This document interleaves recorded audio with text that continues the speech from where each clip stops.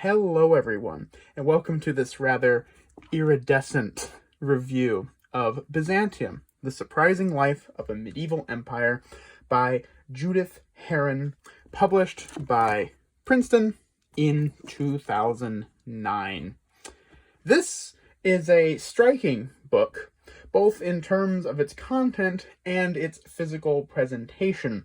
However, I will begin with a few notes about its physical presentation, because there's a couple interesting, not good interesting, things to note about this book physically, and that is this cover. While at first this shiny gold is very appealing and is definitely a striking addition to the shelf, it does have a little issue, and that is the way in which they achieve this effect is to have a sort of shiny silver layer, and then they have sort of a yellow gold tint put on top of it, and that tint layer peels off incredibly easily.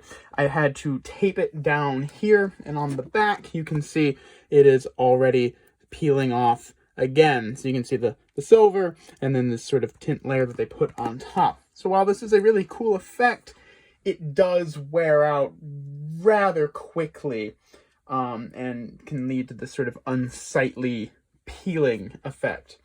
That is by no means an indictment of the content of the book. This book is great, but that is something to keep in mind when you're reading it, is this peelage. I mean, I didn't even notice that. It's already happening there too.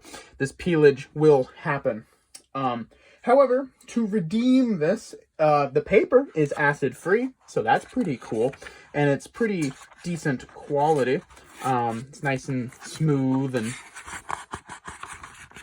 pretty good paper, so there's that. That's all I really wanted to say about the physical nature of the book. In terms of content, this book is very, very cool, because Herrin decided to tackle the topic of Byzantine history through a different approach. As she lays out in her introduction, this is not meant to be sort of a long list of every Byzantine emperor and their accomplishments, but rather this is more of an introductory work separated by topic. So if there's something that you want to learn about, there is a chapter dedicated to that.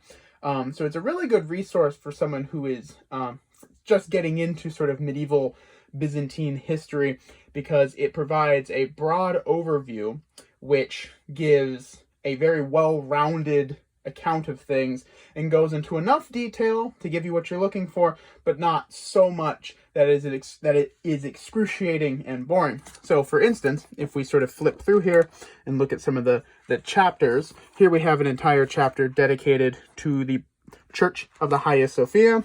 We have chapters on eunuchs and court politics. There's an entire chapter about Anakomene. There is a chapter about Greek fire. There's a chapter about icons and iconoclasm, and so on and so forth. Now, each of these sections is very loosely chronological, but it's not a strictly chronological narrative. But certain later empire topics, such as, well, I think there's an entire chapter simply titled the late empire, or maybe not, but it's sort of roughly chronological. So like the Crusades comes a bit later after, talking about the Hagia Sophia and so on, but it's not in a strict chronological order, which is, helpful. So it's rough, but, it gets you where you need to go.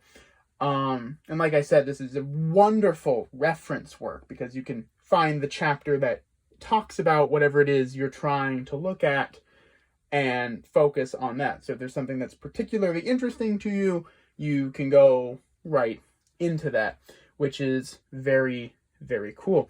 This book also has a lot of illustrations. As we can see here, we have some black and white illustrations, but we also have color illustrations. And there's a good number of these throughout the entirety of the book.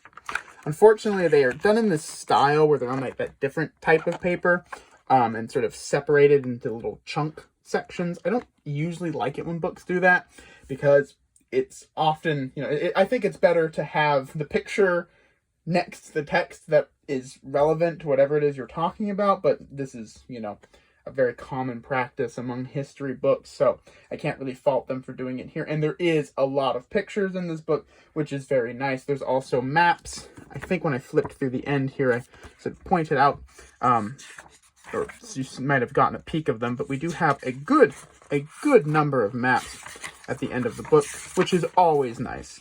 So we have a map of Constantinople, a map of the larger Mediterranean world, and so on and so forth. I won't go into excruciating detail about all of the maps, but it is nice to have maps, so you can geographically situate yourself and get an idea of sort of, when a place is mentioned, where it is. And we also get maps throughout time, which is particularly useful. And this book also has a pretty long list of recommended reading, which is very fun, and it's again broken down by chapter. So if you want to learn about the imperial court, here's a whole list of extra things you can read to learn about that, which is very, very cool. This is definitely designed, and again, this is mentioned in the introduction, this is designed to give somebody who doesn't know anything about Byzantine history a very well-rounded understanding.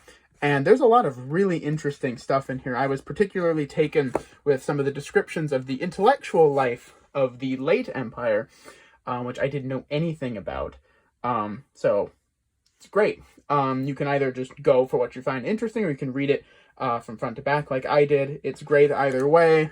It is honestly a pretty astounding book. If you're looking for extreme detail, this is a good jumping off point, and again, all those references at the end will help you do further research. But if you're really, really digging into one particular topic, you will need a little more detailed information.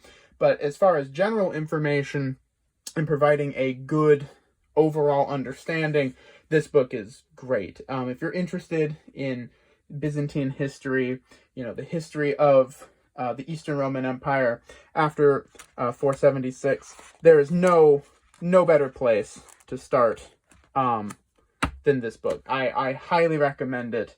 I'm kind of gushing. It's very good, and it's got everything you could possibly want, aside from a cover that won't fall apart on you. But I can't really fault it too much for that. This author has also written some other books, particularly about Byzantine women. That seems to be an area of particular interest. After all, there is an entire chapter dedicated to Anakomene, which was very interesting. I believe the title of Herrin's other book is, Women in Purple. I have not read that one. I hope to, and maybe you'll see a review of that one day. But yeah, great resource, good book, very fun read, lots of pictures, fascinating topic, one that's often overlooked, I think, and there's so much history here that people often forget about. So this is a really good way to sort of educate yourself in a nice volume that gives you a good understanding in a nice, concise package. So that's pretty much all I have to say. I think this is a great book, as I've probably made very clear. So I would go out and get it if I were you. I really enjoyed it. So yeah. Thank you for listening.